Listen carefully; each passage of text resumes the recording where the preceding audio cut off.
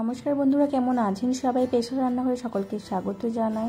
ঘরোয়াভাবে খুব সহজে কিভাবে মোগলাই বানাচ্ছি আজকে সেই ভিডিওই শেয়ার করছি। ভিডিওটি ভালো লাগলে অবশ্যই কমেন্ট করে জানাবেন আর একটা লাইক করে দেবেন। তো চলুন দেখে নেওয়া যাক আজকের এই ভিডিওটি। এখানে নিয়ে নিচ্ছি 1 বাটি পরিমাণ আটার পরিবর্তে আপনারা ময়দাও ব্যবহার করতে পারেন। ময়ন দেওয়ার জন্য দিচ্ছি 2 চামচ পরিমাণ সাদা তেল আর স্বাদমতো লবণ।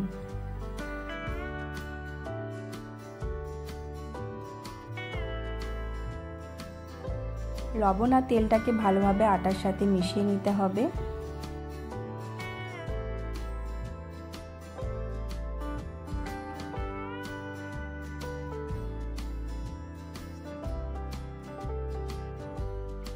আটাটা বেশ ভালোভাবে মিশানো হয়ে গেছে। দেখো এরকমভাবে মুঠো করছি, দেখতেই পাচ্ছ। এরকম যখন আসবে ভালোভাবে ময়নটা মেশানো হয়ে গেছে। এরপর এর মধ্যে অল্প অল্প জল দিয়ে একটা ডো তৈরি করে নেব।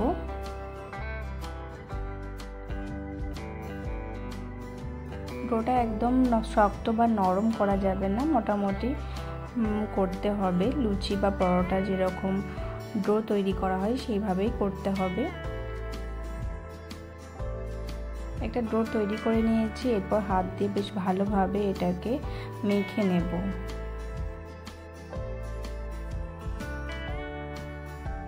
হাতে টাইম থাকলে 1 ঘন্টার বেশি বা হাতে না টাইম থাকলে 8 ঘন্টার মতন ঢাকা দিয়ে রাখতে পারেন।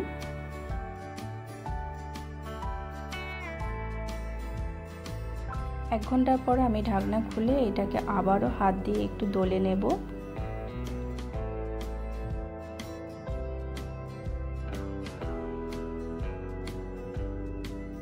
রুটির থেকে একটু বড় লেচি করে কেটে নেব।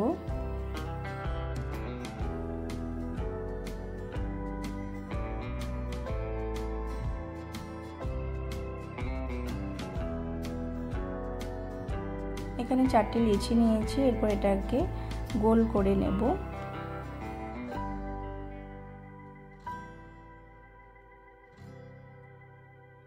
একটা বাটির মধ্যে কিছুটা পেঁয়াজ কুচানো আর কিছুটা কাঁচা লঙ্কা কুচানো দিয়ে দেব। তার মধ্যে দিয়ে দেব পরিমাণ মতন লবণ আর একটু চাট মশলা।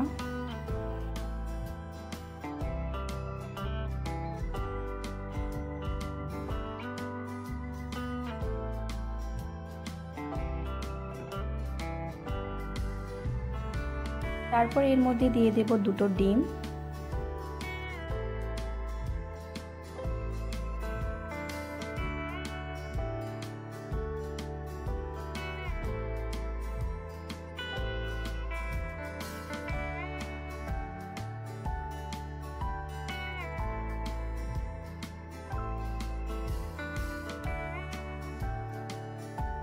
ডিম ভেঙে দেওয়ার পর এর মধ্যে দিয়ে দেব ব্রেড ক্রাম্বস।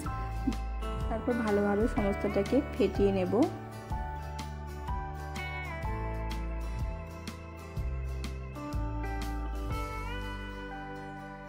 ভালোভাবে ফেটানো হয়ে গেছে, সাইডে রেখে দেব। এর মধ্যে আমি একটু সাদা তেল নিয়ে সাদা তেলটাকে চারিদিকে কভার করে নেব, যাতে লেচিটা যখন বেলবো তাতে নিচে না লেগে যায়। সেই জন্য আমি সাদা তেল দিয়ে চারিদিকটা কভার করে নিলাম। এরপর পুরো বড় করে এটাকে বেলে নিতে হবে। একদম পাতলা করে বেলতে হবে, মোটা থাকা চলবে না।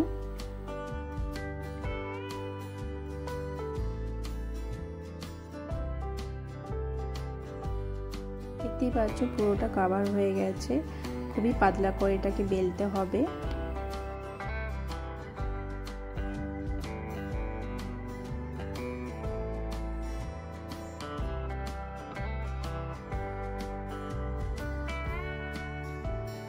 পুরোটা ভালোভাবে বেলে নেওয়ার পর এর মধ্যে দিয়ে দেব ফেটানো ডিমটা। এর মধ্যে দিয়ে দিচ্ছি।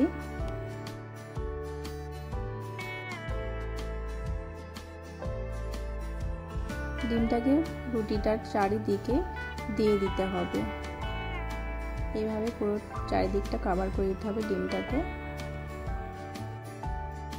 তারপর এটাকে মোগলাইয়ের মতন করে ভাজ করে নিতে হবে। এইভাবে ভাজ করে নিতে হবে।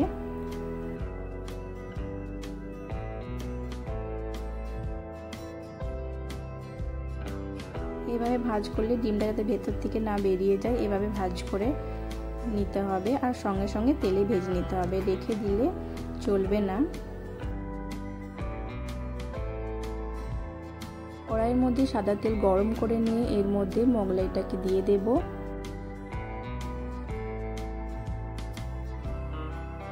এবার খুন্তি দিয়ে তেলটাকে এর উপর দিলে এটা একটু মুচমুচে হবে এবং জিনিসটা ফুলে উঠবে।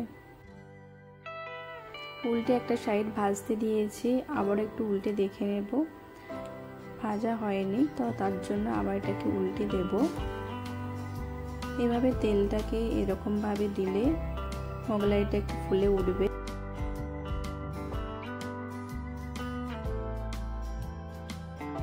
এইভাবেই বাকি মোগলাইগুলো ভেজে নিতে হবে।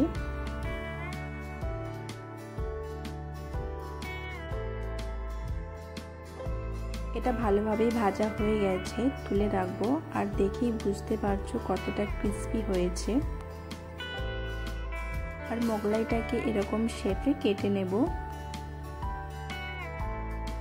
সস আর আলু কষা দুটোর সাথেই খেতে খুবই ভালো লাগবে। খুবই চটজলদি এবং খুব সহজেই এটা বানিয়ে নিতে পারবেন। বাড়িতে কেউ গেস্ট আসলে বা নিজেদের খেতে ইচ্ছে করলে খুবই তাড়াতাড়ি এটাকে বানিয়ে নিতে পারবেন খুব সহজেই। আর মোগলাইটা কতটা ক্রিস্পি হয়েছে তোমরা দেখেই বুঝতে পারছো। আজকের এই রেসিপি যদি আপনাদের ভালো লেগে থাকে অবশ্যই কমেন্ট করে জানাবেন। আর একটা লাইক এবং ভিডিওটি শেয়ার করে দেবেন। প্লিজ চ্যানেলটিকে সাবস্ক্রাইব করে দেবেন। ভালো থাকবেন, ধন্যবাদ।